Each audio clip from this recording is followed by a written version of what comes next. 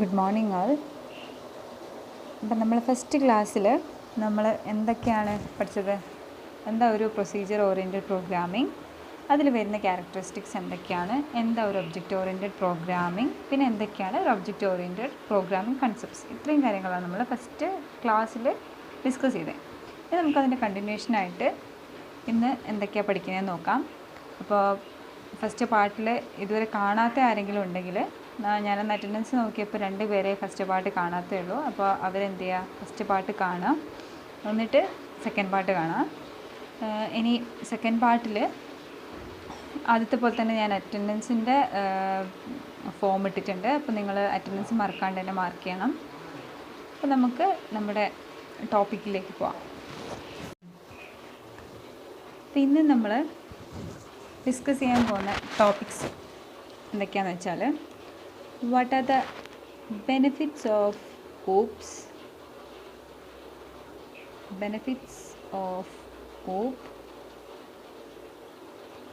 രണ്ടാമത്തത്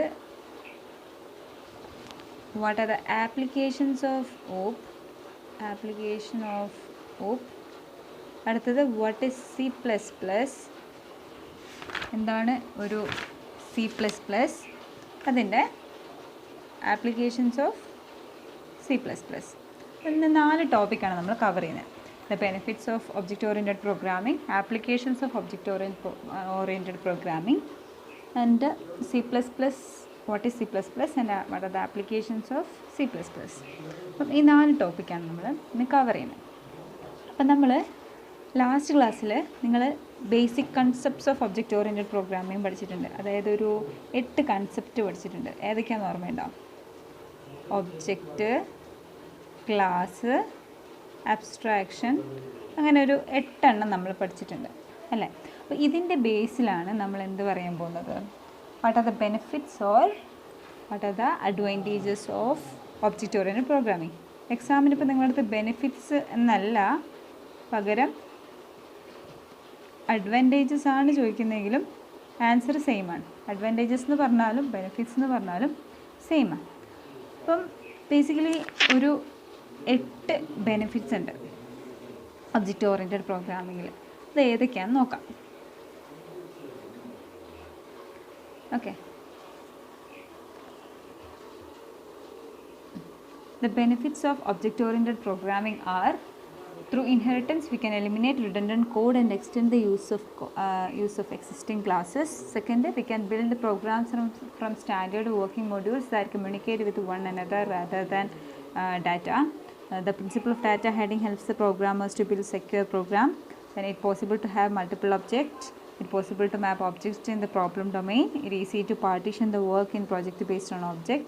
The data-centered design approach enables us to capture more details of the model. Object-oriented systems can easily upgraded. Message passing technique is used to communicate between objects, and the software complexity can be easily managed. Okay, അപ്പം ഇത്രയും advantages or benefits of object oriented programming ഉണ്ട്. അപ്പം just എന്തൊക്കെയാണ് ഞാൻ പറഞ്ഞുതരാം. നിങ്ങൾ not ചെയ്തിട്ടുണ്ടാവുമല്ലോ. Benefits എന്ന് പറഞ്ഞാലും അഡ്വാൻറ്റേജസ് എന്ന് പറഞ്ഞാലും സെയിം തന്നെയാണ് കേട്ടോ. അപ്പം നമ്മൾ കുറേ ബേസിക് കൺസെപ്റ്റ്സ് പറഞ്ഞു. അപ്പം ആ കൺസെപ്റ്റിൻ്റെ ബേസിലാണ് നമ്മൾ ഇവിടെ ഓരോ ഒബ്ജക്റ്റ് ഓറിയൻറ്റഡ് പ്രോഗ്രാമിങ്ങിൻ്റെ അഡ്വാൻറ്റേജസ് ആയിട്ട് പറയുന്നത്. അപ്പോൾ അതിൽ പറഞ്ഞ മെയിൻ പോയിൻറ്റ്സ് എന്തൊക്കെയാണെന്ന് ഞാൻ പറഞ്ഞുതരാം. നിങ്ങൾ നോട്ട് ചെയ്തോ. ബാക്കി നിങ്ങൾ ആ നോട്ട് അതുപോലെ വായിച്ച് നോക്കിയാൽ മതി. ഓരോ പോയിൻ്റ് ബൈ പോയിൻ്റ് ആയിട്ടൊന്നും ഞാൻ ജസ്റ്റ് പറഞ്ഞു തരുന്നില്ല. അതിൽ അഡ്വാൻറ്റേജസിൽ വരുന്ന എന്തൊക്കെയാണെന്ന് പറഞ്ഞുതരാം. അപ്പോൾ ഫസ്റ്റത്തെ അഡ്വാൻറ്റേജ് ഓർ ബെനിഫിറ്റ് എന്ന് പറഞ്ഞാൽ ത്രൂ ഇൻഹെറിറ്റൻസ് ആണ്. അതായത് ഇൻഹെറിറ്റൻസ്, അതായത് ബേസിക് കൺസെപ്റ്റ്സിൽ വരുന്ന ഒന്നായിരുന്നു ഇൻഹെറിറ്റൻസ് എന്ന് പറഞ്ഞാൽ. അപ്പോൾ ഇൻഹെറിറ്റൻസിൻ്റെ ബേസിൽ എങ്ങനെയാണ് ഒബ്ജക്റ്റ് ഓറിയൻറ്റഡ് പ്രോഗ്രാമിങ്ങിലെ ഒരു മെയിൻ അഡ്വാൻറ്റേജ് ആയി വരുന്നതെന്ന്. അപ്പോൾ ഇൻഹെറിറ്റൻസ് എന്തായിരുന്നു? ഇൻഹെറിറ്റൻസ് വെച്ചിട്ട് നമുക്ക് ഒരു കോഡിനെ രണ്ടാമത് പിന്നെയും യൂസ് ചെയ്യാൻ പറ്റുന്നുണ്ടെന്ന് ഞാൻ ഒബ്ജക്റ്റ് ഓറിയൻറ്റഡ് കൺസെപ്റ്റ് പറഞ്ഞപ്പോൾ തന്നെ പറഞ്ഞു. അപ്പം ഒന്നാമത്തെ advantage of object oriented programming ആണ് കോഡ് റീയൂസബിലിറ്റി എന്ന് പറയുന്നത്. Code reusability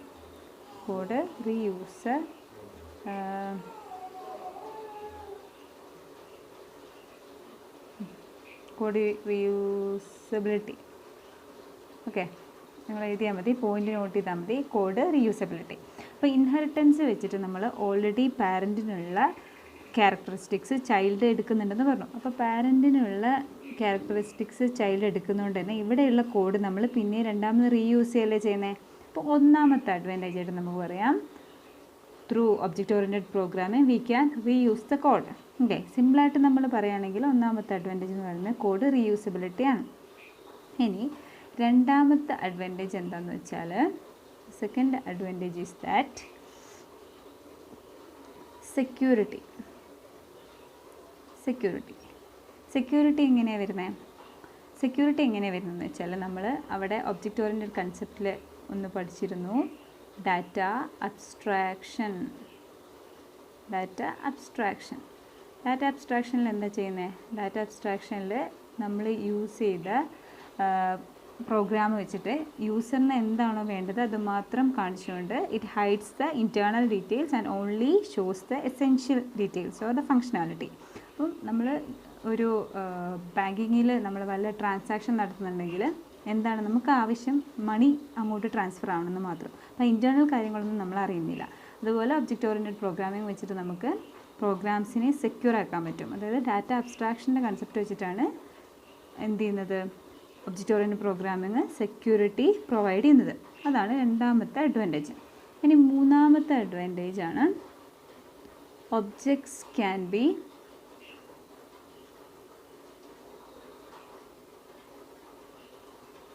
integrated. അതായത് എൻക്യാപ്സുലേഷൻ വെച്ചിട്ട് നമുക്ക് ഒന്നിൽ കൂടുതൽ ഒബ്ജക്ട്സിനെയും ഫങ്ഷൻസിനെയും എന്താക്കാൻ പറ്റും? കമ്പൈൻ ചെയ്തിട്ട് ഒരു ഫോമിലേക്ക് മാറ്റാൻ പറ്റും അല്ലേ? We can map or we can combine 2 or more objects into 1. അതാണ് വേറൊരു അഡ്വാൻറ്റേജ് ആയിട്ട് പറയുന്നത്. അപ്പോൾ ഈ പറയുന്ന അഡ്വാൻറ്റേജസിൻ്റെ ഡീറ്റെയിലാണ് ഞാൻ നിങ്ങൾക്ക് നോട്ടിൽ തന്നുള്ളത്. അപ്പോൾ ജസ്റ്റ് എന്താണെന്ന് ഓരോന്നും മനസ്സിലാക്കി വെച്ചാൽ മതി. ഇനി നാലാമത്തെ അഡ്വാൻറ്റേജ് ആണ് ഒബ്ജക്ട്സിന് ഒരു ഫോമിൽ നിന്ന് വേറൊരു ഫോമിലേക്ക് നമുക്ക് അപ്ഗ്രേഡ് ചെയ്യാൻ പറ്റും. We can easily upgrade objects from one two another. ഒന്നിൽ നിന്ന് വേറെ ഫോമിലേക്ക് നമുക്ക് ഒബ്ജക്ട്സിനെ ഈസിലി അപ്ഗ്രേഡ് ചെയ്യാൻ പറ്റും. ഓക്കെ, ഇനി അടുത്തത് കോംപ്ലക്സിറ്റി എന്ന് പറയുന്നത് നമുക്ക് റെഡ്യൂസ് ചെയ്യാം. അഞ്ചാമത്തെ complexity can be reduce. Complexity നമുക്ക് റെഡ്യൂസ് ചെയ്യാം. ഓക്കെ, അതായത് കോംപ്ലക്സിറ്റി എങ്ങനെ റെഡ്യൂസ് ചെയ്യുന്നത്? അതായത് പ്രോഗ്രാംസിനൊക്കെ നമ്മൾ വലിയ പ്രോഗ്രാംസിനെയൊക്കെ ഡിഫറെൻറ്റ് ഒബ്ജക്ട്സ് ആയിട്ട് ഡിവൈഡ് ചെയ്യുന്നതുകൊണ്ട് തന്നെ നമുക്ക് കോംപ്ലക്സിറ്റിയെ ഒരുപാട് നമുക്ക് റെഡ്യൂസ് ചെയ്യാൻ പറ്റുന്നുണ്ട്. അപ്പം ഞാൻ നിങ്ങൾക്ക് ഇങ്ങനെ പറയുമ്പോൾ എന്തെങ്കിലും ഡൗട്ട് ഉണ്ടെങ്കിൽ ഞാൻ PDF വെച്ചിട്ട് തന്നെ എക്സ്പ്ലെയിൻ ചെയ്തുതരാം. ഓക്കെ, അപ്പോൾ ഞാൻ പറഞ്ഞ കാര്യങ്ങളൊക്കെ തന്നെയുള്ളൂ. ഒന്നാമത്തെ ഇൻഹെറിറ്റൻസ് വെച്ചിട്ട് നമുക്ക് റിഡൻഡൻറ്റ് കോഡ്സിനെ എന്ത് ചെയ്യാൻ പറ്റും? അതായത് ഡ്യൂപ്ലിക്കേറ്റ് ഡാറ്റാസിനെ നമുക്ക് എലിമിനേറ്റ് ചെയ്യാം. ഓക്കെ, ഇൻഹെറിറ്റൻസ് വെച്ചിട്ട് നമുക്ക് റിഡൻഡൻറ്റ് കോഡിനെ എലിമിനേറ്റ് ചെയ്യാൻ പറ്റും. ഇൻഹെറിറ്റൻസ് എന്ന് പറയുന്നത് തന്നെ സെയിം കോഡിന് നമുക്ക് രണ്ടാമത് യൂസ് ചെയ്യാനാണ് ചെയ്യുന്നത്. അപ്പോൾ അതുപോലെയുള്ള കോഡ്സിനെ നമുക്ക് എലിമിനേറ്റ് ചെയ്യാൻ പറ്റുന്നുണ്ട്. രണ്ടാമത്തേന്ന് വെച്ചാൽ പ്രോഗ്രാംസ് നമ്മൾ കമ്മ്യൂണിക്കേറ്റ് ചെയ്യുന്നത് എന്താ വെച്ചിട്ടാണെന്ന് പറഞ്ഞു? അതായത് ഒരു മൊഡ്യൂൾ വേറൊരു മൊഡ്യൂളിനെ വെച്ച് കമ്മ്യൂണിക്കേറ്റ് ചെയ്യുന്ന മെസ്സേജ് പാസിങ് വഴിയാണെന്ന് നമ്മൾ പറഞ്ഞിട്ടുണ്ട്. നമുക്ക് ഈസിലി ഒരു പ്രോഗ്രാമിൽ നിന്ന് വേറെ പ്രോഗ്രാമിലേക്ക് കമ്മ്യൂണിക്കേറ്റ് ചെയ്യാൻ പറ്റുന്നുണ്ട്. മൂന്നാമത്തെ ഡാറ്റ ഹൈഡിങ് എന്ന് പറയുന്നത് എന്ത് ചെയ്യുന്നുണ്ട്? സെക്യൂരിറ്റി പ്രൊവൈഡ് ചെയ്യുന്നുണ്ട്. നാലാമത്തെ മൾട്ടിപ്പിൾ ഒബ്ജക്ട്സ് ഉള്ളതുകൊണ്ട് തന്നെ നമുക്ക് ഒന്നിൽ കൂടുതൽ പ്രോഗ്രാമിൽ മൾട്ടിപ്പിൾ ഒബ്ജക്ട്സിനെ നമുക്ക് യൂസ് ചെയ്യാൻ പറ്റുന്നുണ്ട്. പിന്നെ ഒബ്ജക്ട്സിനെ ഒരു ഫോമിൽ നിന്ന് വേറെ ഫോമിലേക്ക് നമുക്ക് ഉപയോഗിക്കാം. പിന്നെ എന്താ പറയുന്നത്? ഒബ്ജക്റ്റ് ഓറിയൻറ്റഡ് കൺസെപ്റ്റ് എന്ന് പറയുന്നത് ഈസിലി അപ്ഗ്രേഡ് ചെയ്യാൻ പറ്റുന്ന ഒന്നാണ്. പിന്നെ മെസ്സേജ് പാസിംഗ് ആണെന്ന് പറഞ്ഞു. നേരത്തെ ഒബ്ജക്ട്സിനെ നമ്മൾ കമ്മ്യൂണിക്കേറ്റ് ചെയ്യുന്നത്. സോഫ്റ്റ്വെയർ കോംപ്ലക്സിറ്റി എന്ന് പറയുന്നത് ഈസിലി മാനേജ് ചെയ്യാൻ പറ്റും. അപ്പം ഇങ്ങനെ കുറച്ച് അഡ്വാൻറ്റേജസ് ഉണ്ട് ഒബ്ജക്റ്റ് ഓറിയൻറ്റഡ് പ്രോഗ്രാമിങ്ങിൽ. അപ്പോൾ നിങ്ങളൊന്ന് ജസ്റ്റ് ഒന്ന് വായിച്ച് നോക്കാം. ഇതിൽ കാര്യമായിട്ട് അങ്ങനെ ഡീറ്റെയിൽ ആയിട്ടൊന്നും ജസ്റ്റ് നിങ്ങൾ എക്സ്പ്ലെയിൻ ചെയ്ത് കൊടുക്കേണ്ടതില്ല. നേരത്തെ നമ്മൾ പറഞ്ഞ ഒബ്ജക്റ്റ് ഓറിയൻറ്റഡ് കൺസെപ്റ്റ്സിൽ ഓരോന്നിനും ഓരോ അഡ്വാൻറ്റേജസാണ്. ഇൻഹെറിറ്റൻസ് വെച്ചിട്ട് നമുക്ക് റിഡൻഡൻറ്റ് കോഡ് ഒഴിവാക്കാം, യൂസ് ചെയ്യാൻ പറ്റും. പിന്നെ അബ്സ്ട്രാക്ഷൻ വെച്ചിട്ട് എന്ത് ചെയ്യാൻ പറ്റും, നമുക്ക് കുറേ കോംപ്ലക്സിറ്റി കുറയ്ക്കാൻ പറ്റും, സെക്യൂർ ആക്കാൻ പറ്റുന്നുണ്ട്. പിന്നെ ഒബ്ജക്ട്സിന് ഈസിലി കമ്മ്യൂണിക്കേറ്റ് ചെയ്യാൻ പറ്റും മെസ്സേജ് പാസിങ് വഴി. പിന്നെ ഒരു ഫോമിൽ നിന്ന് മറ്റേ ഫോമിലേക്ക് മാറ്റാനൊക്കെ ഈസിയാണ്. ഇത്രയും കാര്യങ്ങളൊക്കെ നോക്കിയാൽ മതി. ഇത് ഇത്രയും അഡ്വാൻറ്റേജ്, ഒരു 6-7 അഡ്വാൻറ്റേജസ് നിങ്ങൾ പഠിച്ചു വെച്ചാൽ മതി. ഇനി അടുത്തത് applications of object oriented programming ആണ്. ഇന്ന് റിയൽ വേൾഡിലുള്ള എല്ലാ കാര്യങ്ങളും നമ്മൾ ഒബ്ജക്റ്റ് ഓറിയൻറ്റഡ് പ്രോഗ്രാമിംഗ് വെച്ചിട്ടാണ് ചെയ്യുന്നത്. അപ്പം ഒബ്ജക്റ്റ് ഓറിയൻറ്റഡ് വെച്ചിട്ട് ചെയ്യുന്നതുകൊണ്ട് തന്നെ main applications of object oriented programming എന്ന് പറയുന്നത് real time systems, simulation and modelling, object oriented databases, hyper text, hypermedia expert text, AI and expert systems, neural network and parallel programming, decision support and office automation system, CIM, CAD systems ആണ്. Real time സിസ്റ്റത്തിൻ്റെ എക്സാമ്പിളായിട്ട് പറയുന്നത് നമ്മൾ washing മെഷീനൊക്കെ ഇല്ലേ, അതായത് നമ്മൾ washing മെഷീനിലൊക്കെ ഉപയോഗിക്കുന്ന സോഫ്റ്റ്വെയർസാണ് റിയൽ ടൈം സിസ്റ്റത്തിൻ്റെ എക്സാമ്പിൾ. സിമുലേഷൻ എന്ന് പറയുന്നത് നമ്മൾ എയർക്രാഫ്റ്റിലൊക്കെ യൂസ് ചെയ്യുന്നത് സിമുലേഷൻ വെച്ചിട്ടാണ്. പിന്നെ ഒബ്ജക്റ്റ് ഓറിയൻറ്റഡ് ഡാറ്റാബേസ് എന്ന് പറയുന്നത് നമ്മൾ സ്റ്റോറേജ് പർപ്പസിന് വേണ്ടിയിട്ടാണ് യൂസ് ചെയ്യുന്നത്. പിന്നെ hyper text, hypermedia and expert system എന്ന് പറയുന്നത് നമ്മുടെ വെബ് പേജസൊക്കെ ഡിസൈൻ ചെയ്യാൻ വേണ്ടിയിട്ടാണ് യൂസ് ചെയ്യുന്നത് നമ്മൾ ഒബ്ജക്റ്റ് ഓറിയൻറ്റഡ് പ്രോഗ്രാമിങ്ങിനെ. പിന്നെ AI ആൻഡ് എക്സ്പേർട്ട് സിസ്റ്റം എന്ന് പറയുന്നത് ഇന്നത്തെ മൊബൈൽ ഫോണിലും അതുപോലെ തന്നെ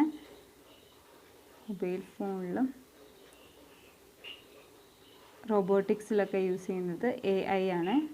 നിങ്ങൾ കൂടുതൽ ഡീറ്റെയിൽ ആയിട്ട് പോകണ്ട, ജസ്റ്റ് എക്സാമ്പിൾ നോക്കി വെച്ചാൽ മതി. പിന്നെ ന്യൂറൽ നെറ്റ്വർക്ക്സ് എന്ന് പറയുന്നത് നമ്മൾ ഹോസ്പിറ്റലിൽ ഡയഗ്നോസിസ് കാര്യങ്ങളൊക്കെ വേണ്ടി ഡോക്ടേഴ്സ് യൂസ് ചെയ്യുന്ന സോഫ്റ്റ്വെയർസ് ന്യൂറൽ നെറ്റ്വർക്ക്സിലാണ്. ഡിസിഷൻ സപ്പോർട്ട് സിസ്റ്റം, ഓഫീസ് ഓട്ടോമേഷനൊക്കെ നമ്മൾ കോളേജ് യൂണിവേഴ്സിറ്റീസിലൊക്കെ എല്ലാ കാര്യങ്ങളും നമ്മൾ എന്ന് വെച്ചാൽ പേപ്പർ വർക്കൊക്കെ ഫുള്ള് കമ്പ്യൂട്ടറൈസ്ഡ് ആക്കുന്നതാണ് ഓഫീസ് ഓട്ടോമേഷൻ എന്ന് പറഞ്ഞാൽ. പിന്നെ CIM, CAD, CAM എന്നൊക്കെ പറഞ്ഞാൽ CAM, CAD എന്നൊക്കെ പറഞ്ഞാൽ ഇത് കമ്പ്യൂട്ടർ എയ്ഡഡ് ഡിസൈനാണ്. ഇത് KM എന്ന് വെച്ചാൽ CAM means computer aided machine, CIM computer industrial machine. ഇത്രയും കാര്യങ്ങളാണ് പറയുന്നത്.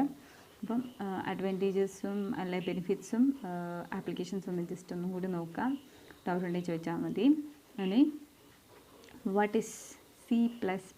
C++ പ്രോഗ്രാമിംഗ് എന്ന് പറയുന്നത് എന്താണ്, നമുക്കൊരു ജസ്റ്റ് ഒരു റഫായിട്ട് പറഞ്ഞുതരാം. എന്താ C++ പ്രോഗ്രാമിംഗ്? C അറിയുന്ന ആൾക്കാരാണ് നിങ്ങളെല്ലാവരും തന്നെ. അപ്പോൾ നിങ്ങൾക്ക് C++നെ കുറിച്ച് C++ൻ്റെ ഇൻട്രൊഡക്ഷനിലേക്കാണ് പോകുന്നത്. What is C++ programming?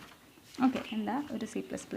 First of all C++ is an object oriented programming. ഫസ്റ്റത്തെ പോയിന്റ് തന്നെ C++ is an object oriented programming ആണ്. ഈ C++ പ്രോഗ്രാമിംഗ് ഡെവലപ്പ് ചെയ്ത ആൾ ഇറ്റ് ഈസ് ഡെവലപ്ഡ് ബൈ ബിജർനെ സ്ട്രോപ്പസ് എന്നാണ് പറയുക. ബിജർനെ, നിങ്ങൾ നോട്ടിലുണ്ടാവും, ബിജർനെ സ്ട്രൗസ്ട്രപ്പ്.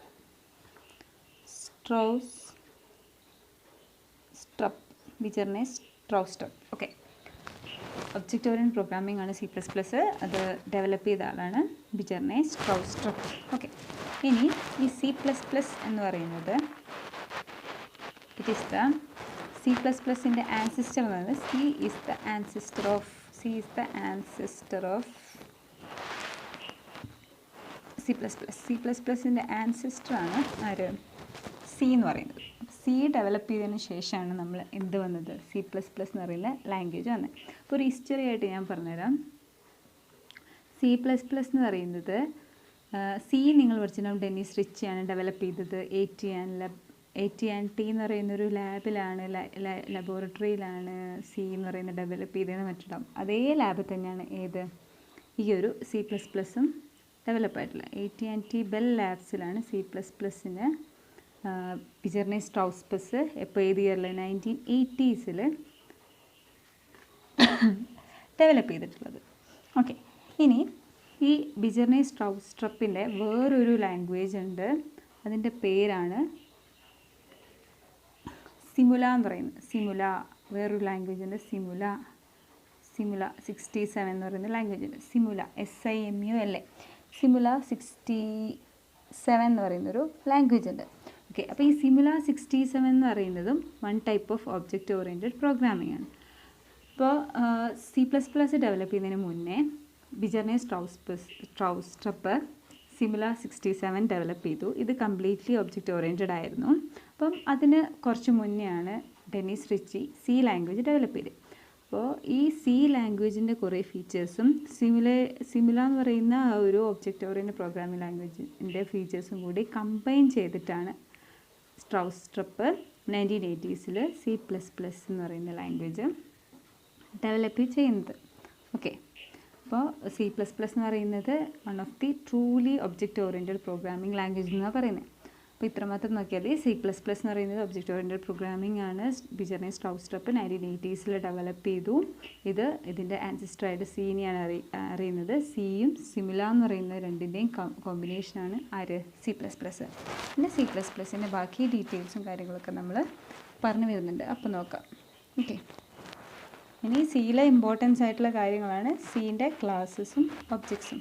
ക്ലാസ് എന്താ, ഒബ്ജക്ട്സ് എന്താണെന്നൊക്കെ നിങ്ങൾക്ക് അറിയാമല്ലോ. അപ്പം അതൊക്കെയാണ് നമ്മൾ ഇമ്പോർട്ടൻ്റ് ആയിട്ട് വരുന്നത്. ഇനി ഒരു ബ്രീഫായിട്ടുള്ള അറിഞ്ഞാൽ മതി. ഇനി അടുത്തത് C++ൻ്റെ ആപ്ലിക്കേഷൻസ് ആണ്. കേട്ടോ, ദ ആപ്ലിക്കേഷൻസ് ഓഫ് C++.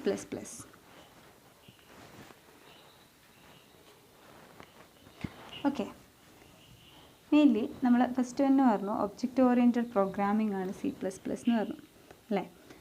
അതുകൊണ്ട് തന്നെ നമ്മൾ ഒന്നാമത്തെ ഒരു ആപ്ലിക്കേഷനായിട്ട് പറയുന്നത് നമുക്ക് C++ എന്ന് പറയുന്നത് ഒരുപാട്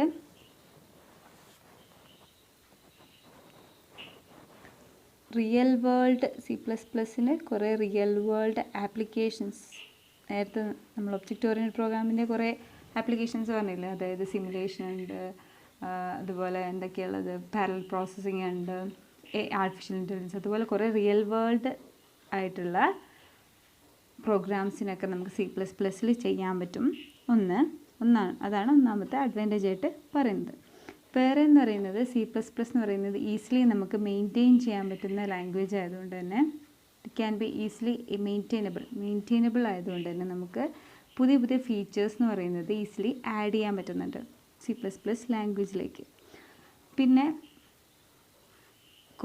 ഇനി സി ലാംഗ്വേജിന് ശേഷം ഇറങ്ങിയതുകൊണ്ട് തന്നെ സി ലാംഗ്വേജിനേക്കാളും കുറച്ചും കൂടി പവർഫുൾ ആയിട്ടുള്ള കുറേ പ്രോഗ്രാംസ് നമുക്ക് C++ൽ ഡെവലപ്പ് ചെയ്യാൻ പറ്റും. അതുകൊണ്ട് തന്നെ നമുക്ക് ഇതിനെ ഒരു ജനറൽ പർപ്പസ് പ്രോഗ്രാമിംഗ് ലാംഗ്വേജ് എന്നതിലുപരി ഒരു സ്പെഷ്യൽ പർപ്പസ് പ്രോഗ്രാമിംഗ് ലാംഗ്വേജ് ആയിട്ട് നമുക്ക് ഇതിനെ യൂസ് ചെയ്യാമെന്നും കൂടി പറയുന്നുണ്ട്.